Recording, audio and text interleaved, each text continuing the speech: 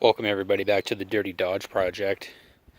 A little bit of mud, a little bit of fender flares. Those will be coming off. This is giving you a walk around of the truck, of what's on the outside. Blue flames.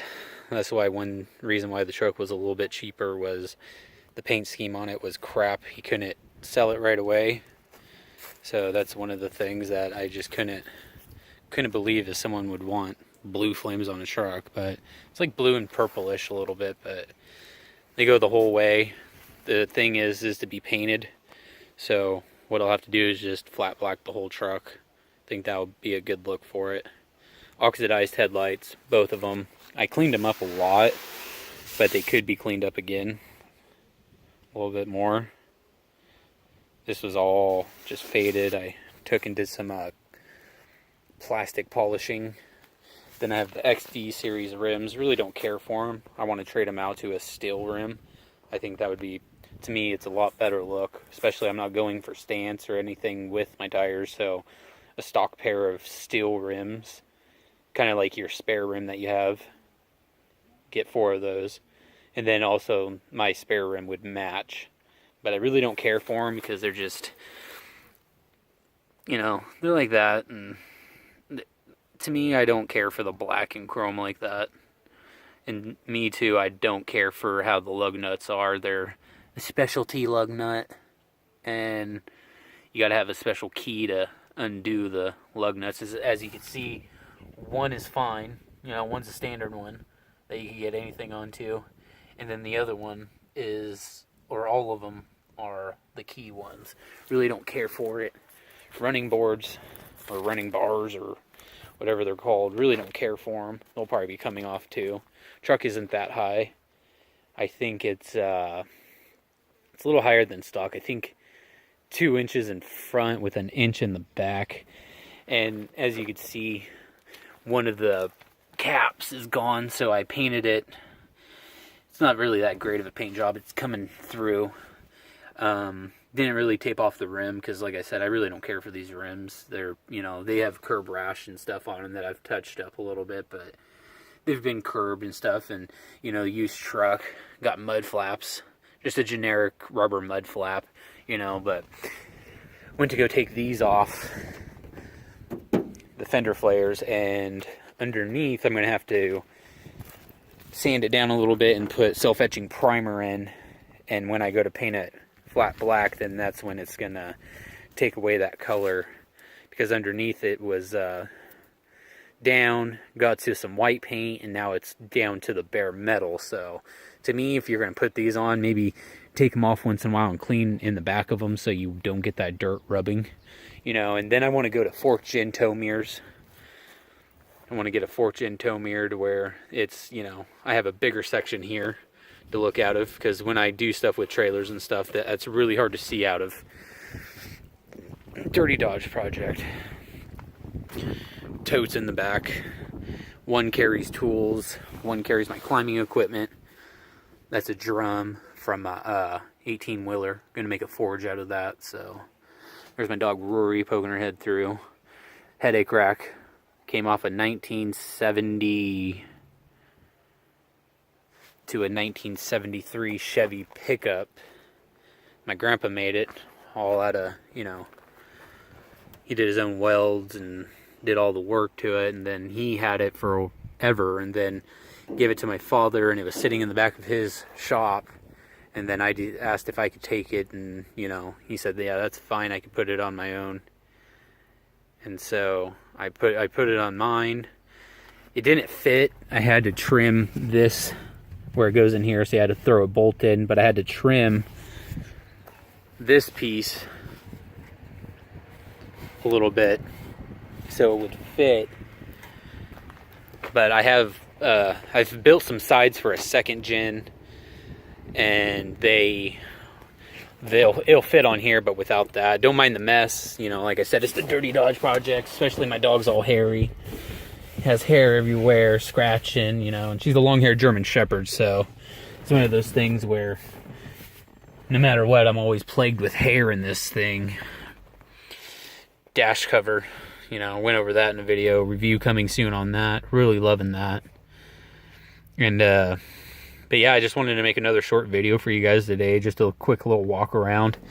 Maybe if I get a couple of likes on this video. As you can see, Ray-Bans. I got Ray-Ban glasses, reading glasses. If you guys like, if you guys like this content and have seen my other reviews and stuff of, the Husky tool set that I just put up a couple days ago for the ratcheting wrenches, that'd be pretty cool. As you can see, that's an outbuilding in the reflection and riding lawnmower in the reflection. But I got Bilstein shocks.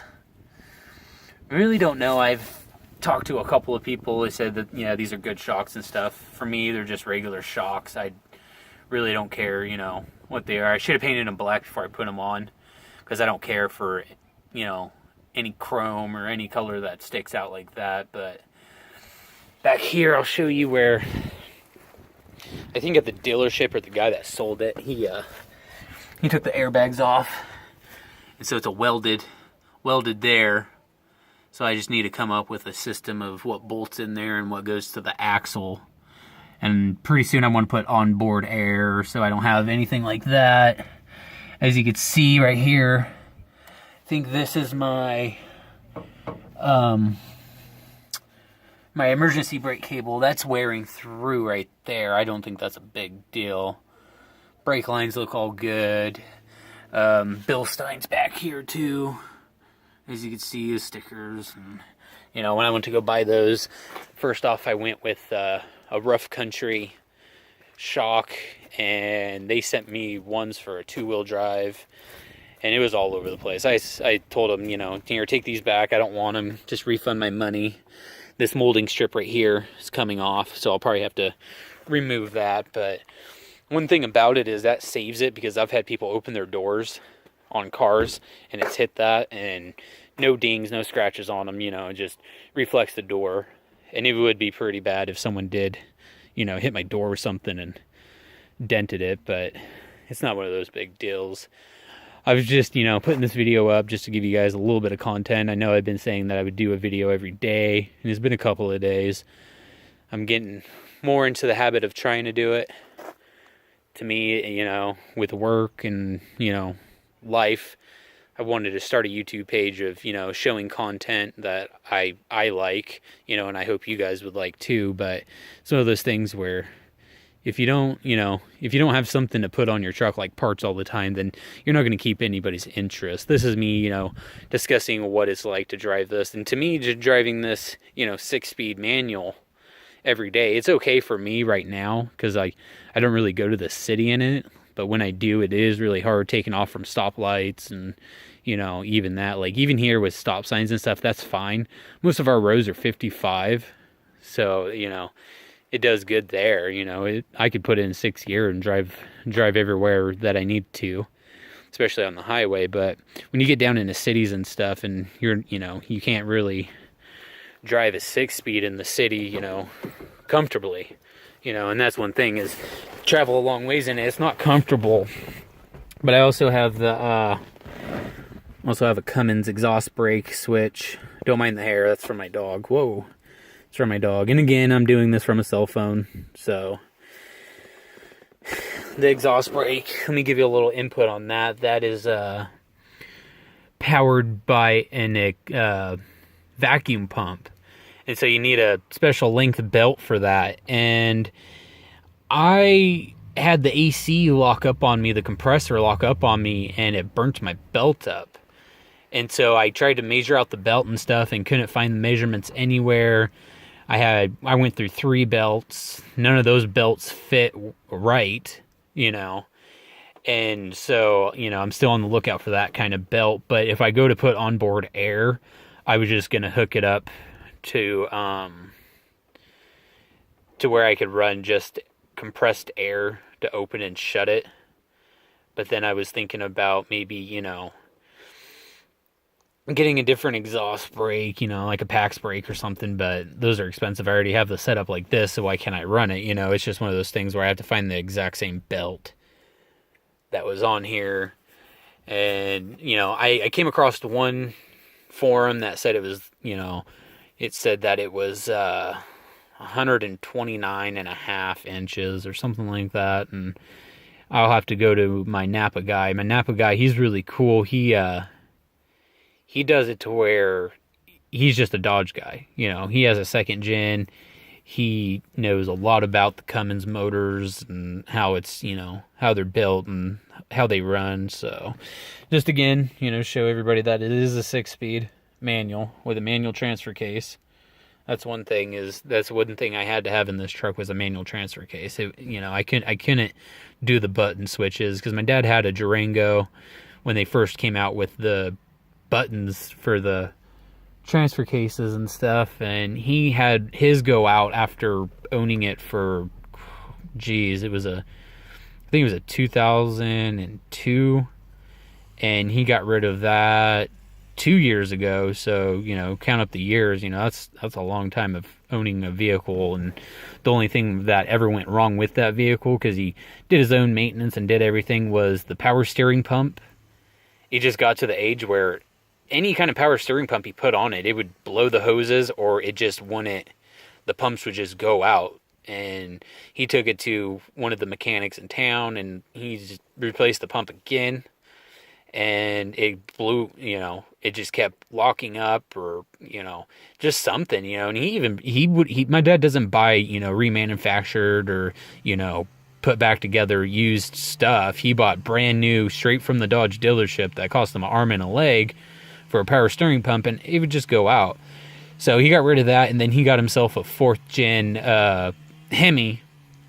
You know, cool. That truck has a lot of freaking torque. I mean, that thing is fast. You know, the new Hemis are fast, but, you know, they don't last as long as some stuff. And but I was just letting you guys know, you know, just a little bit that's on the truck. I am running a catalytic converter with a muffler with a 4-inch, so I might go to a 4-inch turbo back exhaust, but for now I want to throw a tip on and get rid of my cat and see how that sounds, because right now it's not too loud on the highway or the freeway at that when I'm pressing, you know, 2,000 RPMs doing, you know, 65.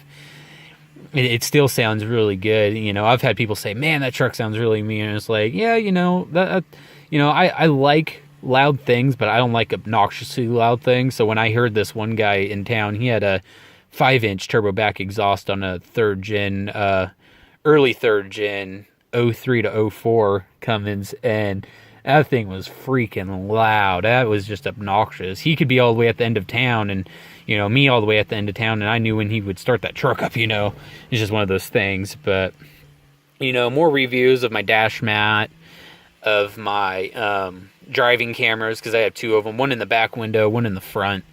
I'll do some reviews on that. Got those off of Amazon. My dash mat, got that off of Amazon. And but if there's any content or anything you want to know about this truck, please, you know, feel free to message me or comment below. Please subscribe and thumbs up. That really helps channels out. And as a person that just started YouTube, you know, probably like 7 days ago, I already have a couple videos up.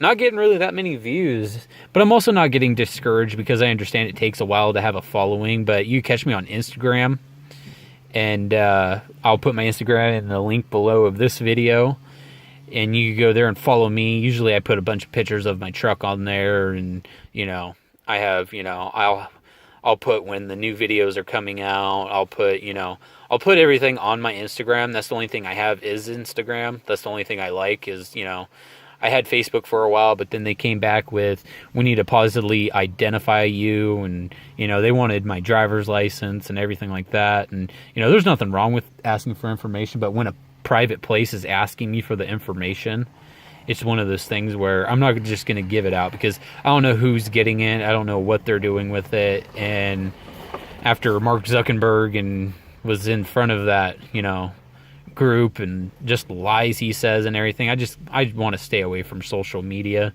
But Instagram, I understand that's still a social media, but for me it's more of just pictures and letting you guys know about my YouTube. That's another reason why I made it. I'm up to 86 followers, so that's pretty good. But if you guys like this content and you want to see more done with the Dirty Dodge project, then leave a thumbs up, comment, subscribe, and if you didn't, then, you know, give this video a thumbs down and then tell me why. You know, if you didn't like the content on here, I just want to know why and what I could improve. And again, this is filmed on a cell phone. You know, it's a Galaxy S7. So, You know, nothing fancy. I don't edit my videos. You know, I might stumble over my words, and I might, you know, repetitiously say something, and that's all in your opinions, you know. But if you guys would like to see some more of this truck, I'm going to do it in depth, but this was just giving you guys a little bit of filler because I want to do a full, you know, review of this truck and everything like that. I've covered most stuff, but, you know, there's internals, there's stuff I want to discuss with you guys of what I want to paint, what I want to take off, you know, everything like that and how it is. So, all right, YouTube, take it easy out there and be safe.